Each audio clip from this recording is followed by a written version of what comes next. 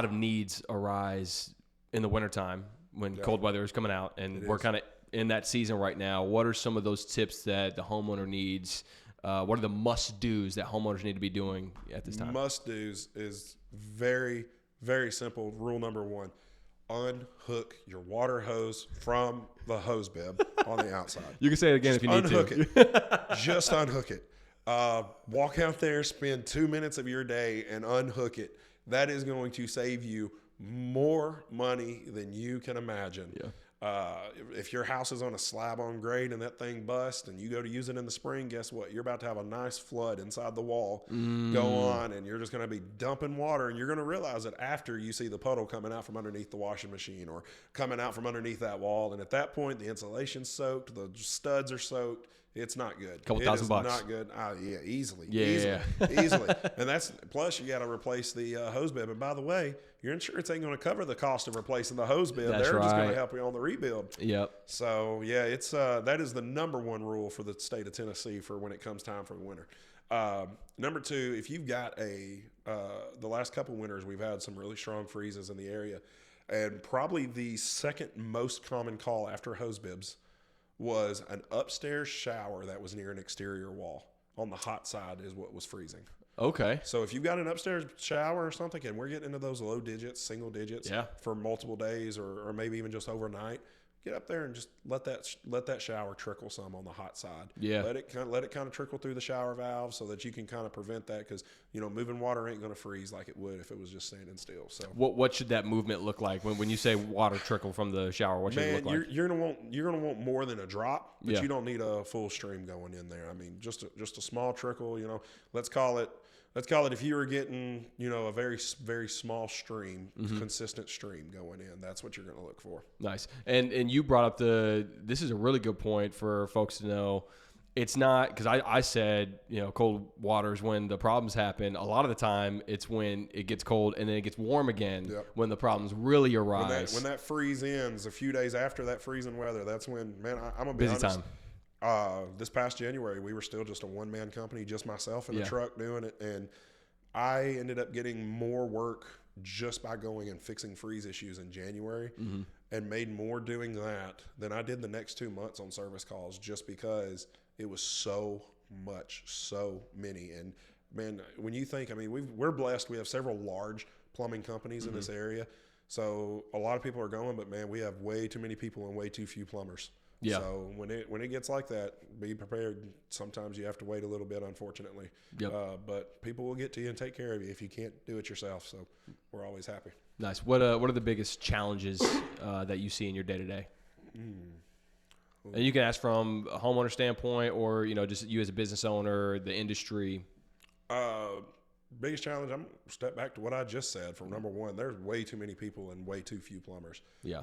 We've got the trades as a whole, as everyone knows, has already got a huge deficit in how many people are coming into it. Plumbers very specifically, the last statistic I read said that by 2028, we're going to be 563,000 plumbers short. Really? Yeah.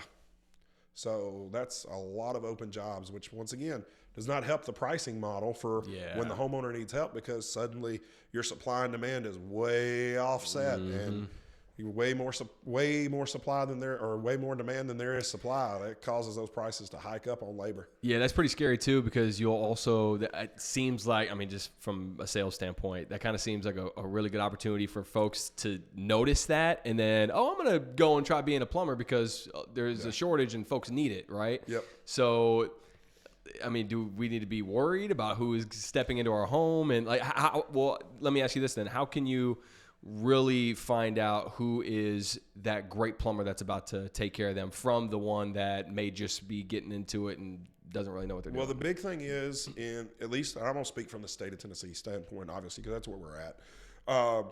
In the state of Tennessee, a plumbing company that wishes to open, number one, they have to have a plumbing license before they can even apply for a business license. To get a plumbing license, they have to spend 3 years being a plumber for somebody else. Then they have to go and take the licensing test, study for that, buy all the books, study, and they can get their first level licensing. At that point, that allows them to start being able to do small plumbing repairs under $25,000.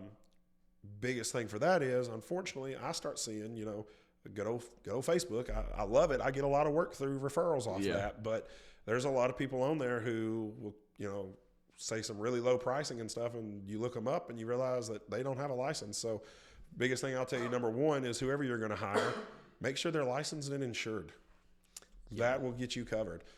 You can actually go to Tennessee.gov or TN.gov, excuse me, and look up licenses. So if you're going to hire, if you're going to hire Zach Rosson, you can actually get on to Tennessee.gov and Google and go into their website and find licenses, look up, and you can type in my name, and you're going to see that, hey, Zach holds a license. This is his license number. This is his, he's in good standing. He's not in good standing. It's whatever that it says on there for that person. So you can do that with anything. Now, sometimes it could be in the company's name or it could be in the person's name. So just ask them, hey, what's your license number?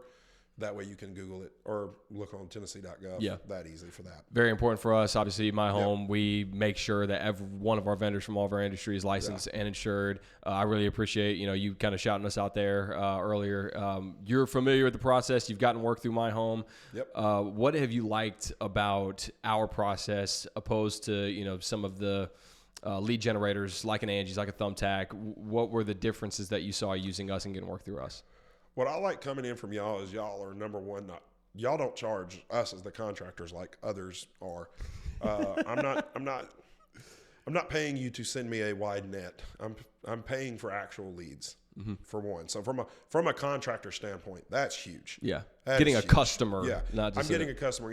I get to see Jim M needs this done. Hey man, really, I can't give you an exact quote on this, but you're going to be looking in this price range.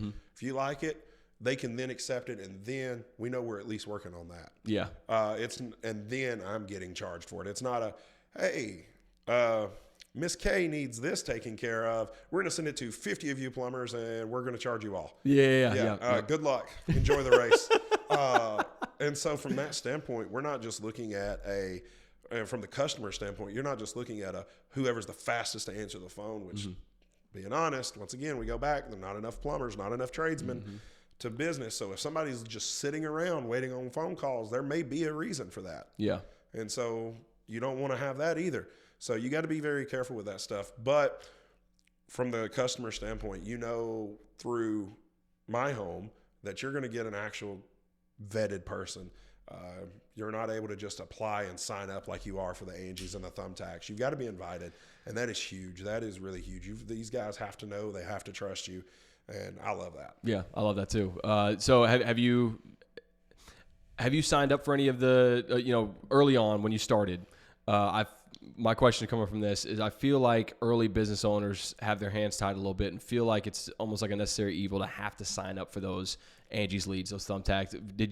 Were you in that predicament? Did you see that at all? I was on the fence for them for a long while. Once again, me and you got to know each other through networking. A big thing I did very early on was joining a BNI group. Yeah. Through that, I was able to get myself acquainted with a lot of really good, smart business owners and other guys in other trades. And the number one thing I was told is, don't do it. Yeah. Just don't go to those guys. And so I never really fell into that. There was another.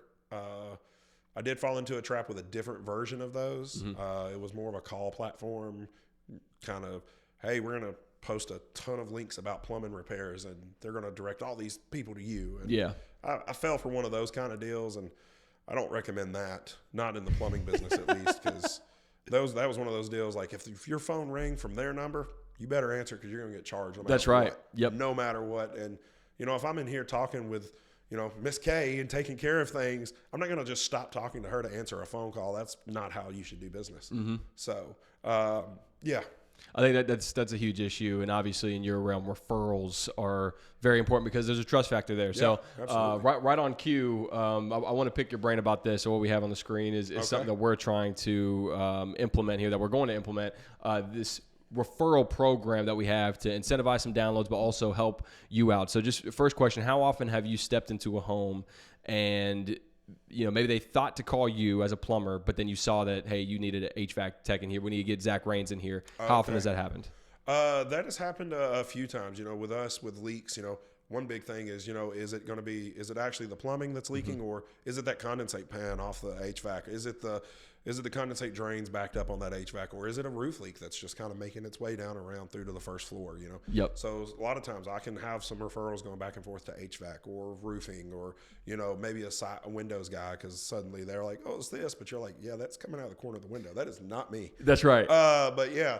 And I'm so sure that we get that stuff all the time. And I'm sure vice versa, right? Absolutely. HVAC Absolutely. can also refer you. So what we're trying to do here is allow you as a vendor on My Home to set a finder's fee, essentially. So, and that could be whatever you want. It could be $5, $10, et cetera. And that's what you see here. So that if one of our HVAC techs on My Home comes into one of our clients' homes and sees, oh, you actually need a plumber, he can go on here and click refer a vendor, and that can pull up who we have, so you, right? And to see whatever finder's fee you have and refer you the job, to where now if you get that customer, whatever that finder's fee that you have, that HVAC tech is paid to refer you the job, right? Okay. So that's the process that we're trying to have here. How often, just out of curiosity, how often do you find yourself in need to use this? If you were in a customer's home, you need somebody else, and you wanted to refer somebody trustworthy. With the way that I want to speak very particular here, the way that I started my business and run my business, I wouldn't have to do that as much. Me personally, once again, just the way that I built it through networking. I already know these guys. I already know them, and I trust them. Now, if it is, once again, somebody who's newer, somebody who's not been maybe built that network, maybe doesn't already know who all's going on. Yep. Which I say all that to also preface that most of the people that's in my network is in your network. That's already. right. That's right. It's kind of that, but I have to put that little plug there. But they, that would be huge for them. Because number one, My Home's already done the background check. They've already checked, hey, these dudes are licensed, they're insured, they're in good standing with the state, they're in good standing with everyone going on around. They've got great referrals off of Google or Facebook or whatever it may be. So you already know that if it's in the My Home system, it's going to be a good referral. Yeah, I think it's going to be a smart person. And I think to your point, that's the beauty of what we have here. We want to incentivize you to refer your folks, and have that little. I hate using the word kickback, but it's to have your folks on here. You send them this link in order, so if they're not on My Home, they can then get screened, be vetted on My Home. Now I do like that. Paying that finder's fee, you're getting paid and they're getting paid, kind of in that vice versa way. So I love that part. I love that the homeowners can, hey, who did this? Instead of just being like, oh yeah, Rosson Plumbing took care of the plumbing here, and that's their number. Yeah. Maybe they call, maybe they don't. Yeah. Maybe it's it's whatever. But that neighbor sitting there saying, hey, who did this for you? They did a great job, man. He's like, yeah, here, let me get them to it. And they can go into y'all's app and be able to send that referral link straight to them. Now, not only is it's not just okay, here, I'm going to refer my buddy and I can get a little bit of deal. No, it's your customer saying like, hey, I'm going to trust you with this friend of mine. I'm going to trust you with this family member of mine. And you're going to give them a little something out of that. And that's how it should be. And I love the homeowner side of that a lot. Perfect. So that doesn't go out to any other vendors. That's direct from referral to homeowner. Yep. You already did a great job with. Dude, that's a great feature y'all are adding in. So that's more interesting than you referring vendor to vendor. Yes. Okay, cool. To me, I like that way more than the vendor to vendor. Yeah. I mean, the vendor to vendor, once again, it has its place for those who maybe don't know anybody. They're just starting out. They've gotten lucky and blessed enough to be able to jump right into the My Home app, whatever it may be. And they're just rocking and rolling, but maybe they don't know who does good at lawn care. Or they don't know who does good at pressure washing the side of the house, whatever it may be. That would be a good referral source for them being able to already know vetted good people, not just mindlessly going onto Google themselves like, oh, well, they've got good reviews. Yeah, that's right. Them. Yeah, they already know that it's taken care of. Love it. I like the contractor side from that standpoint, but I love the homeowner side. Perfect. Thank you. Well, again, man, we really appreciate your time. I know you're about to get busy here. Plumbers don't have a ton of time. I'm sure your phone, office phones is getting blown up. I want to give you the stage to end here. What are customers getting when they hire Zach Rosson Plumbing to come and service? What they're getting from us, number one, they're going to get customer service. We've already spoken about that today. you're making sure you're taken care of. Primary goal. You can call any other plumbing company to fix any other plumbing issue. We're all going to fix it pretty much similar the same way. If it's a leak in a pipe, there's only so many ways we can fix that leak in the pipe. All right. But you're going to keep calling us because we're going to take care of you and your home. So number one, that's what you're getting from us. Number two, we're going to warranty our work. We're going to do a 2-year labor warranty. We're going to make sure that we know that our labor, what we're doing is taken care of. We're also going to come in and let's say you've got a project in mind, whether it's you're repiping a house, upgrading your water heater to a tankless or an S&C or something like that. You've got all these different things you've got kind of going through your mind, or maybe you don't even know. I've got clients who are like, hey, I want to change my toilet. Okay, well, what kind do you want? You want oval? You want elongated? You want a chair height? You want a short? You want something really nice and heavy, or do you want just $99 one from the big box store? What do you want? And they're like, I didn't know there were so many options. We'll give you that. We give you the options to know that, hey, you've got multiple choices here. We're here to take care of you. This is options for you. What we think would work for you in your home, and let's see what we can do for you. So that's what they get when they call us over, maybe this other guy who's just like, oh, fine, whatever, I'll take care of it. Like, I'm already busy. And that's a true statement here. Well, we talked about not having a whole lot of plumbers. I definitely feel better with Rosson Plumbing on the road. I really appreciate you, brother. Appreciate you, brother. Appreciate you. Absolutely.